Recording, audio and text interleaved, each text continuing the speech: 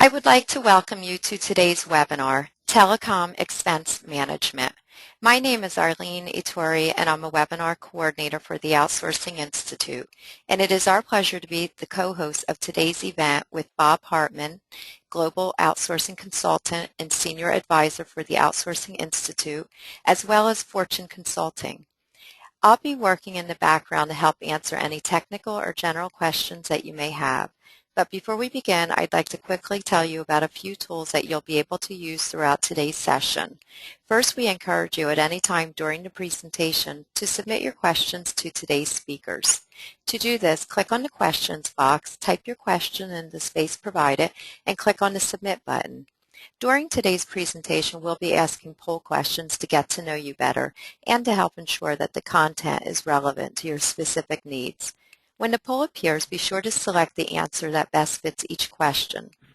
Today's webinar is being recorded. You will be receiving a follow-up email in approximately 2 days, which will include a link with today's recorded webinar. The webinar recording and the presentation slides will be available at outsourcing.com. So without further ado, I will now turn it over to our moderator, Bob Hartman, for the formal introduction of today's speakers. Thank you. Thank you, Arlene. Let me add my welcome to those attending today's webinar. My name is Bob Hartman, and I'll be moderating this next hour. As Arlene said, I'm a global outsourcing consultant and a senior advisor to the Outsourcing Institute. Joining us today as our host company is George Giardelli, President of Fortune Consulting. Fortune Consulting is a New Jersey-based technology consulting company with expertise in, among other things, the telecom expense management area. Joining George this morning are two of Fortune's senior consultants who deal daily and directly with Fortune's TEM offering. They are David Baldwin and Roger Stryker. Good morning, gentlemen. Good morning. Good morning. Good morning. Now, as Arlene mentioned, please feel free to submit any of your questions during the webinar, and we'll do our best to answer as many as we can before the time runs out. For those questions that we don't get to, we'll provide answers to them after this session. So let's get started. Arlene, if you could go ahead and throw up that first polling question now. And if everybody could take a minute just to answer that.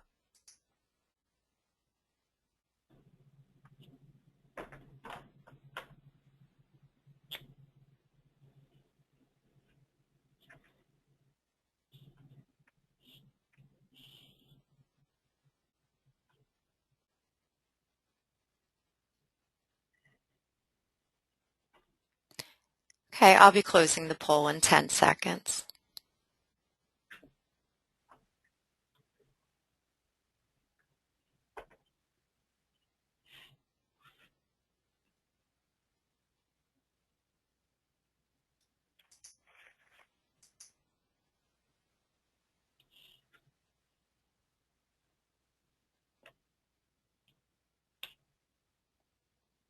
So with our first poll, we have about 11% that are TEM users, 30% that are potential users and thinking about a TEM program.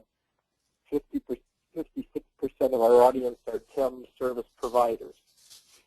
So Arlene, if you could go ahead and move on to the next slide, please. Sure. What we're planning on covering today is, now that we've done introductions, just very briefly, what's TEM? Some industry overview information, some surveys that have been done. And then we'll turn it over to Fortune Consulting, who's a boutique consulting company, again, in New Jersey, who will talk about their offerings, the things that they find in the TEM program, et cetera, et cetera. Next, Arlene.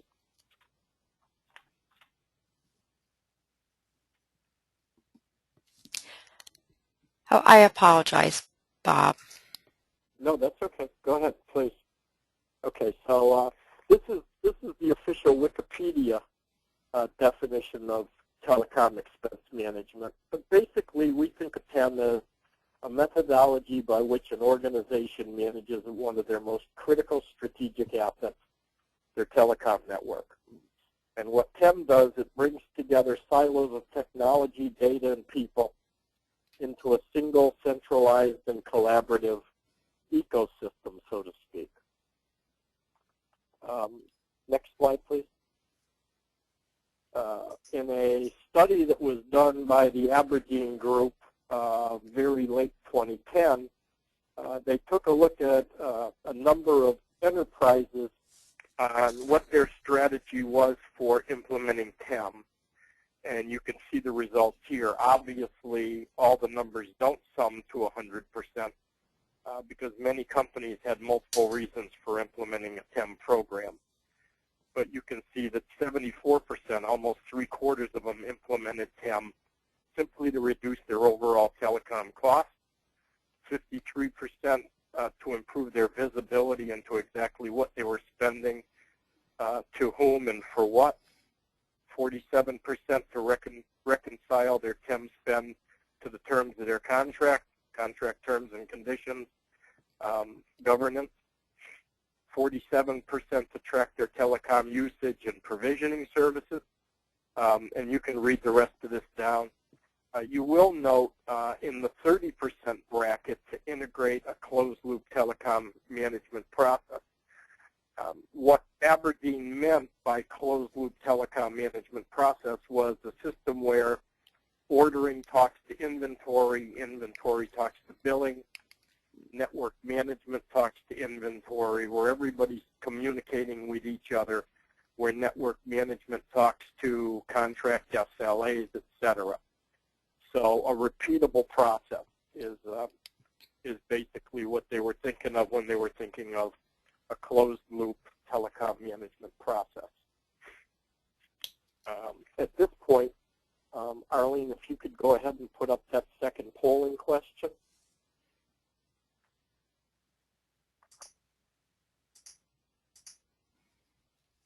And if everybody could take a minute to just answer this quickly, and then we'll move on.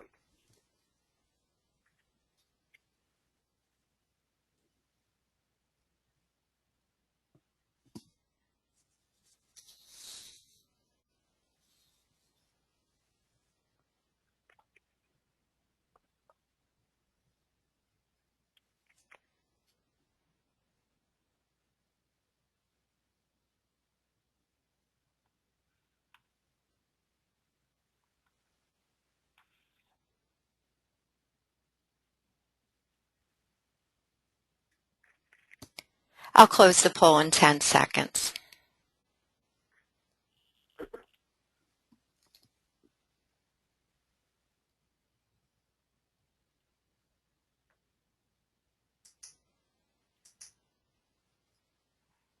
Okay, so as you can see by the results, 1/3 of the audience is using it for invoice processing, 13% for reporting and analysis. Nobody's using it for services auditing, 53%, the largest number, for network optimization, and nobody for asset or inventory management. So the clear winner is optimization, followed behind that by an invoice processing process. So that's interesting numbers. Next slide, Arlene. According to Rivermine, who is a provider of TEM services, they did a study in January or February this year of what are enterprises using TEM services for.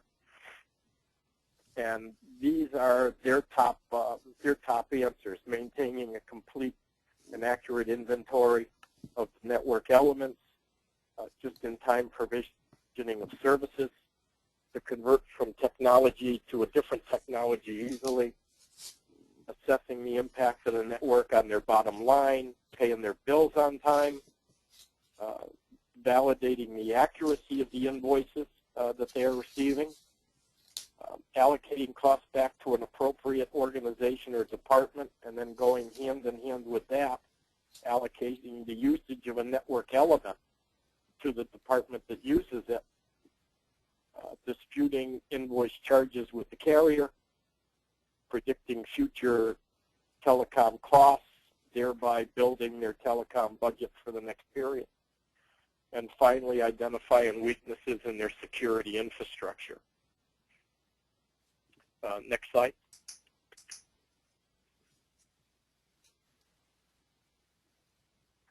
In an industry study that was done in December for 2011 by AOTMP, what they found was on the provider-supplier side, there's over 70 different TEM suppliers out active in the industry today. And the top tier, the top of those 70 amount to about 21 providers who are actively providing TEM services to a client base. There's a lot of companies out there that call themselves TEM suppliers who aren't really active in the business and aren't doing it for any of their clients. Of the enterprises that they surveyed in this industry report, 37% of the enterprises that responded said that their TEM providers providing both fixed and wireless TEM services for them. 40% are saying it was only wireless. They were trying to get their handle on wireless services. And 24% were only fixed telecom management. So that equals your 100%. Next slide. The report by AOTMP went on to say that the most common selection criteria and core TEM activities that a TEM user is interested in is these 6: invoice processing, reporting and analysis, auditing, optimization, asset and inventory management, and service inventory management. Those were the top 6 that came out of the study by the enterprises that were polled. Unfortunately, they didn't say how many enterprises they polled or how many responded. They were really only given some very broad numbers and some percentages. Next slide, Arlene. And although some of these enterprises expanded on their use of TEM to include the following functions, not just those top 6, a lot of them are using TEM for policy and governance, enhanced help desk services, which we'll talk about a little bit later, mobile device management. Again, mobile was very high in TEM services, risk mitigation, security, sourcing and procurement, provisioning services, service ordering, change control, some contract management, governance, and then they had another bucket that was just et cetera, which they really didn't elaborate on. So at this point, these are some of the studies that are going on out there right now and taking place with some of the results of what some of the industry people are seeing. Now I'd like to turn this over to George Giardelli of Fortune to talk about Fortune and continue on with this webinar. George, take it away. Thank you, Bob. Arlene, yeah, you're already on the next slide. Thank you. And yeah, we're Fortune Consulting. As Bob mentioned, we're based in New Jersey, and we consider ourselves to be a full service provider of IT and telecom consulting services, which means we get into not only provisioning of TEM and supporting of our TEM client base, but we also do engineering and design work, procurement and contract negotiation, which is sometimes part of our TEM activity, implementation planning and support, project financial management, and so on. Our current practice has a fairly significant TEM side at this stage. About 50% of our practice is currently dedicated to what we call customized expense management programs. We do not provide a one-size-fits-all approach. We do not have, other than our back office programs to do processing on information that we gather from our clients, we do not have a pre-program package that we sell. And that really comes from the way we actually develop the products. When we started to look at what was available out on the market, and at the time we already had folks who we were doing management for, expense management for, we tried to follow initially a model that sort of looked like what is out there for the larger providers, but based on our client base, we found that most everyone was asking for something a little different, which is why we stuck with a customized program. As a customized program, the product set varies by clients. Obviously, financial is a big part of it, invoice management and all of that, but we also do have a very significant presence in providing level 2 help desk support and provisioning support, level 1 and 2 provisioning support. Under technical activities, we have always considered optimization as a core part of our business, which, as we saw in the earlier poll question, that 53% of you agree that that's something that you need. So that is something we do on a regular basis. We are focused on the small and medium enterprises. Some of them are actually very small, and while we have here that some spend less than $500,000 annually, we have a number that actually spend a lot less than that. And that is actually a win-win venture for both us and our clients. TEM is not necessarily our first client engagement. We very often start with an audit or something even more technical and then work into TEM. We also, again, back to the way we do our TEM, after we get through a first quarter of providing service or after an initial audit, we spend less time focusing on the monthly crunching of numbers down to the infinite detail that some systems do. What we prefer to do is during the first quarter of our activity, we identify whatever the unique areas of focus are required for that specific client and then go beyond that as necessary.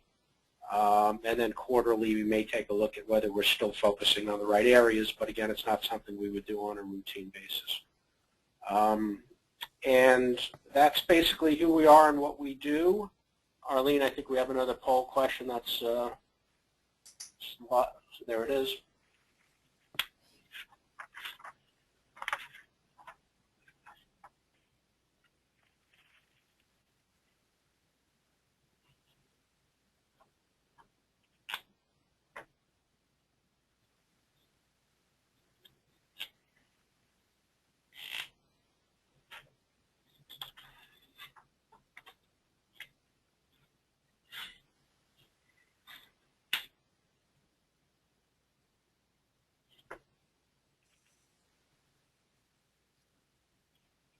I'll close the poll in 10 seconds.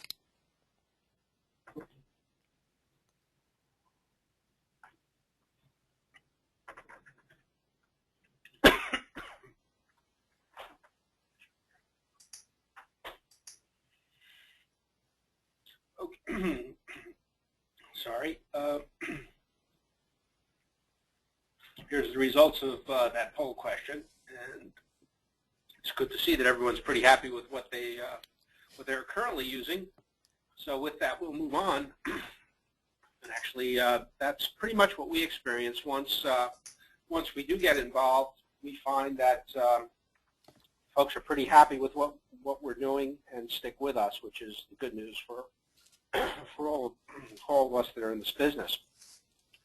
Now, what I'm trying to do here on this slide, though, is to drill down beyond some of those higher levels of, the types of things we do. But what we hear continually from our, again, very small to medium-sized clients is the industry has gotten to the point where they really don't trust their service providers to do things right. Whether it be on the engineering, implementation, or billing side, there seems to be issues all along the way. Again, when you talk about the smaller and even some of the medium-sized clients, they're certainly not in the service provider's sweet spot to the point where they're providing dedicated account managers, which is probably, in our mind, one of the bigger values that we bring to the party, in that, we do this day in and day out, And when they run into something that is seemingly easy, they call the service provider, who then just gives them the standard canned answers and no further support. That's where we get involved fairly extensively on the engineering side. The second thing that they have to deal with is the administrative burdens associated with the not only the finance side, but some of the other things that come up during the course of a month. And obviously, we take that entire burden on for them, do all the various checks that are necessary, and make sure that they're paying only what they should be paying. Also, in terms of affording the internal talent to do what needs to be done in a cost-effective mode. Some of our larger clients, while they have a staff of one up to several individuals that are assigned to do this, some of our larger clients have thousands of invoices, and it's just something that after a while doesn't become very cost-effective to do internally. We also have, certainly now on the small side, the desire to aggregate invoices, either one entity, preferably under one entity, and that's certainly something that's not very easily accomplished where you have multiple service providers. So we take that on. We have some of our clients pay us directly, and then we take care of the invoices under that, providing them with one report on a monthly basis that basically shows them where all the costs are going, and if we're doing our job right, that cost continually goes down, or at least gets a point of containment. Finally, they're looking for an independent provider of services, and that's what we are. We have no ties with any other external service providers. I think most people in this space are also independent, but there are some that are tied to some of the service providers. And again, our clients appreciate the fact that we're not. Next slide. Okay, now here we've just got something where we were talking a little bit about some of our experiences out there, and one of the things that keeps coming up, what they don't know does certainly hurt them. I think one of the biggest challenges we actually have going into new client engagement is they may have one impression of what they have in terms of contracts and terms, and then after we get a copy of them and spend time analyzing and really looking at it, it turns out to be a little different. It's also not unusual for us to be told that their cost base is X, and it turns out to be X plus Y, and it turns out to be significantly more. Very rarely turns out to be less than what our expectations were.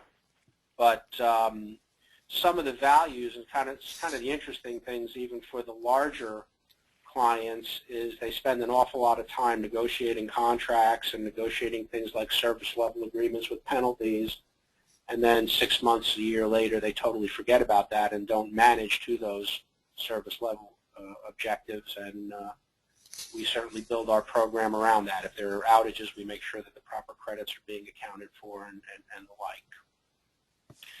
The other thing is certainly the lack of time and experience to address unpredictable outages and or requests. The people who typically, unless they're dedicated entirely to finance management, the person who's stuck with taking care of that side of things also has some operational responsibilities, again, certainly in our focus area, our client focus area.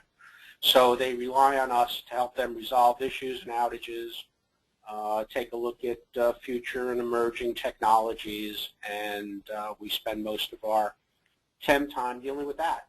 It's kind of interesting.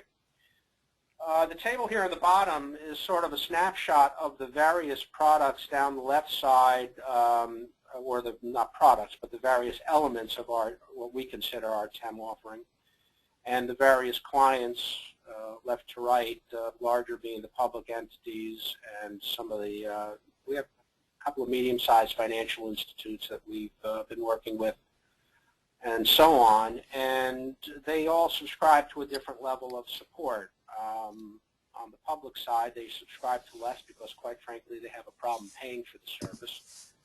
It also happens to be an area where we think the greatest need is, but again, that's a continual struggle to try to strike the right balance.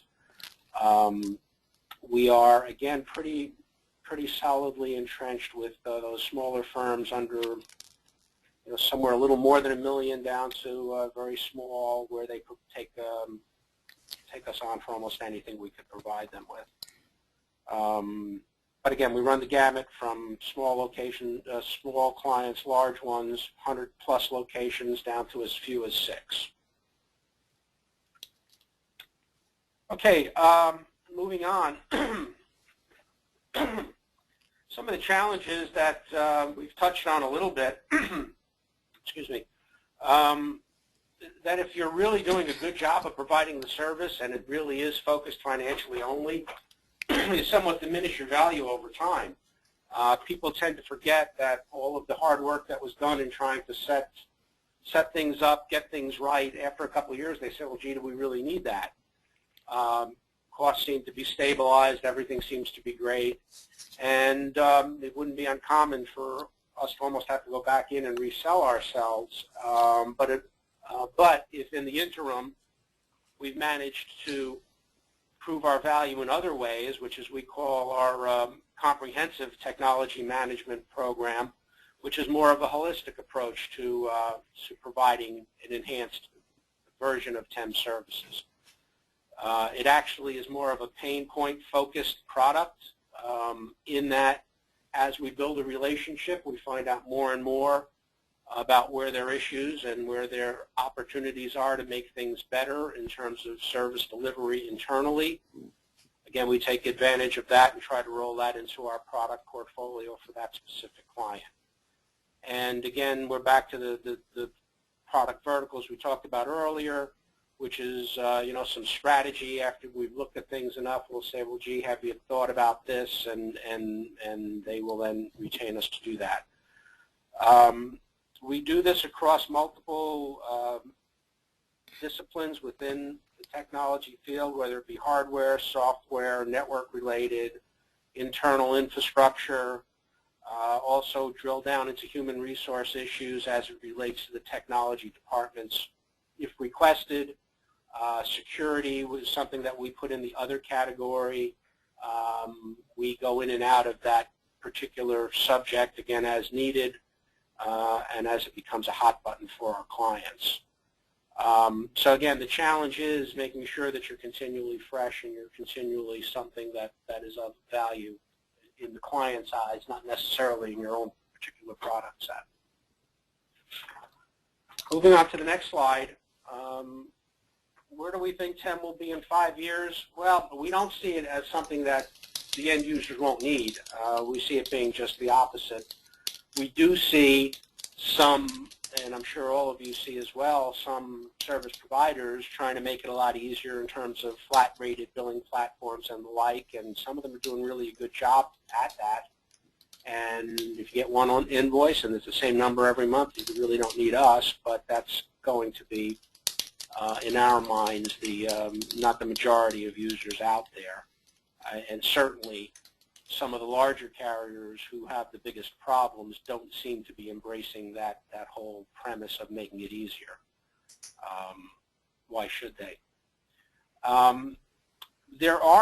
We have at least seen one carrier, and I'm not sure if some others won't follow suit, who are looking to implement some, we've got tariff protections in here, but they may try some other legal ways of protecting themselves from historic audit liabilities. If they're actually successful, it's going to be even more important to maintain a vigilant on your invoices on a routine basis. The days of perhaps going back for a year, 2 years or more to try to get an overpayment back may be behind us. But having said that, we're not quite sure if that's really going to gain any momentum. We do see things, though. We see them trying that. Multiple suppliers and invoices will continue to be the norm in most environments. I mean, there are just too many choices out there, and people will continue to use multiple sources to get their services, which will therefore mean, again, a pretty complex administrative environment, and that's where TEM will continue to be useful. Reduced internal headcounts, I mean, we've all seen that. It goes on all the time. It's not getting any better. It's certainly a lot. Everyone's doing a lot more with a lot less internally. And finally, change control is certainly critical in managing inventory and cost of ownership. And that's what we bring to the party here. All of us TEM providers bring to the party. For the service providers, obviously, you know, and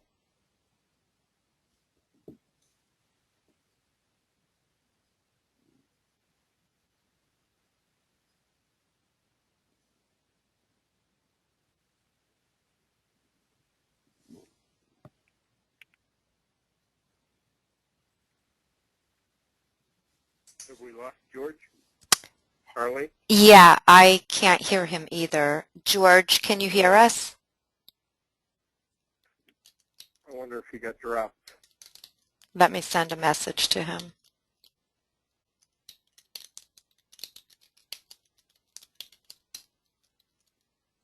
If he did, I'll carry on rather than everything goes into the abyss here.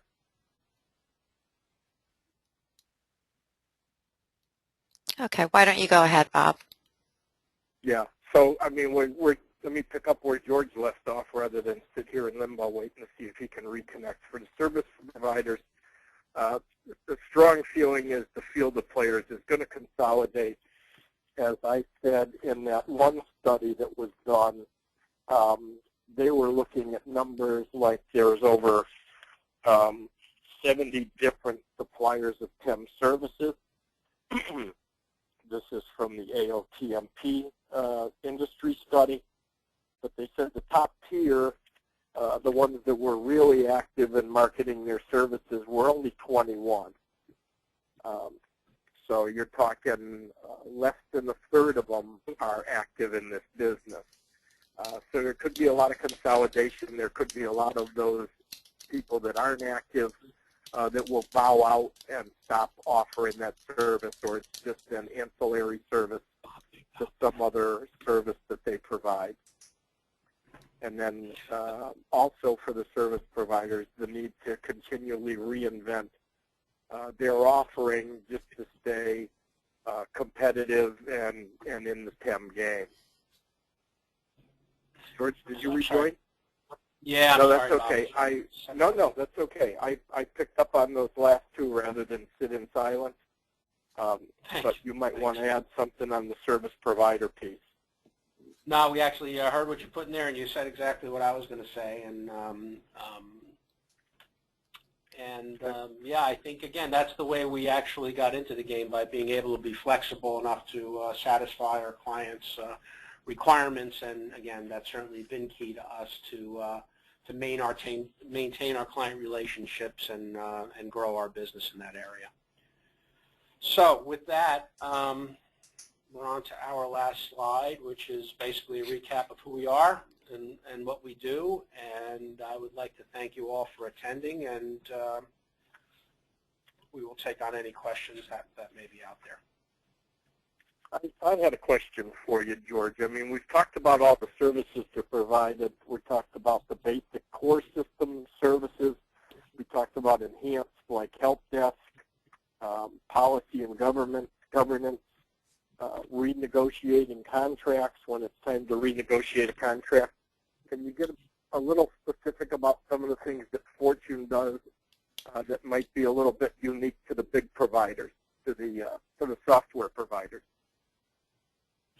Well, again, I think that the thing that we we pride ourselves on is that when we walk in, it sometimes is a little confusing for the clients, because they want to hear specifically what you're going to give them, so that way they could wrap their mind around it, where our approach is more of, well, let's focus on specifically what you need, and we build accordingly.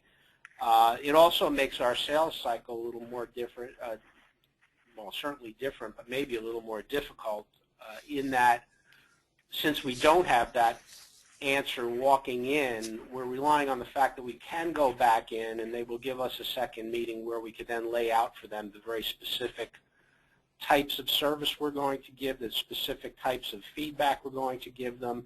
And along the way, we will also give them a more definitive answer in terms of what value we bring to the party, which I think, as it turns out, to be our biggest differentiator. We could almost at that stage put a stake in the ground and say, no, if you hire us, the return on investment will be, as opposed to, well, hire us and we'll let you know. So again, it's kind of a tougher road for us, but we think it's always in the best. We always try to lean to the best interest of the client, and we think that that is in the best interest of the client, rather than going in, throwing a program together, and then saying, "Oh, geez, the results weren't exactly what we thought." We would rather have the discussion beforehand. Does that answer your question, Bob? Yep, yes, it does. Yep, thank you. I appreciate that. So this is where we've got a little bit of time carved out for any questions that we've gotten from the audience, or if anybody wants to ask George, Arlene, or myself any questions, please go ahead and submit them now. We do have a couple questions that have come through as we were going through the presentation. One of them, Arlene, was, can we get a copy of the presentation? And I believe you normally post presentations after the webinar is done, but you can address that. Yes, in approximately 2 days on the Outsourcing Institute website, there will be, if you go on www.outsourcing.com, click on webinars, you will be able to view the recorded webinar, as well as there will be a downloadable version of the presentation there. Okay, good. Another question, someone was asking, and I don't have this answer, Arlene, I don't know if you do. Can you tell us how many participants are attending the webinar today? I don't know if you have those numbers readily available. I don't at this time, Bob. Thank you. Okay, okay. Whoever submitted that question, I'm sorry, we don't have that through the system. There's another one that just came through that said, nowadays you have a very complete offer. Where did you begin, telecom or IT, and what was the evolution? That's for you, George, Dave, and Roger. Yeah, I'm sorry, Bob. I missed the earlier part of what you just said. That's okay. That's okay. Let me read it to you again. Nowadays you have a very complete offer. This is addressed to Fortune. Where did you begin, telecom or IT, and what was the evolution? Well, I guess the answer would be telecom, although that's where the background was. My personal involvement with expense management was actually a broad, across-the-board approach in one of my last corporate jobs, which was back in the 90s, where they were kind of ahead of the curve in bringing voice and data together. So we had built an internal system that addressed TEM-like services across the spectrum of IT, including telecom. When we started to look at it from Fortune's perspective back in the latter part of the 90s, that's when we started to talk about integrating, but quite frankly, the world wasn't ready for it yet. The world is only getting to the point over the past few years where it's being viewed as one, and I think a lot of that has to do with the reduction in headcount and more responsibilities being thrown to the IT area, as opposed to things staying stovepiped out in a voice and data group. Now it's all IT. So I hope that answers the question. All right. Yep, yeah, I believe it did. Any other questions out there, or we'll go ahead and wrap just a couple minutes early? If anybody wants to submit anything else, Arlene, if you could go to the next slide, please, while we see if anything else comes in. Just a little bit about the Outsourcing Institute for those of you who aren't that familiar with who the organization is.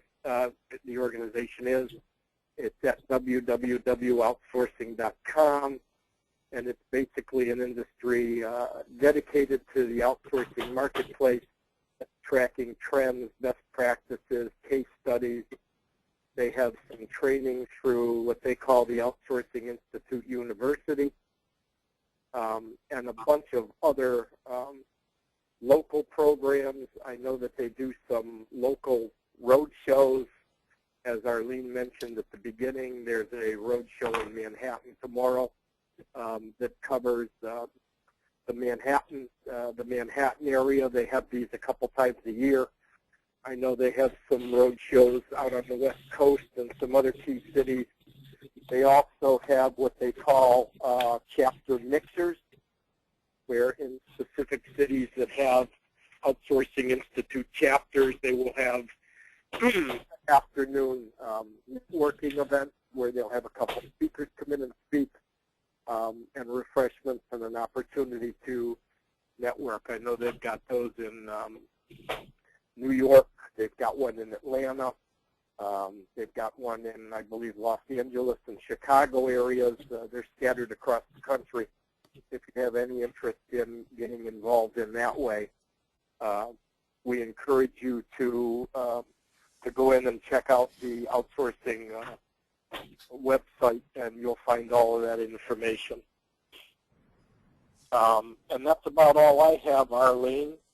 The last slide, we want to thank you very much for joining. There is contact information up here for both myself and for George. If you want to ask either one of us specific questions, feel free.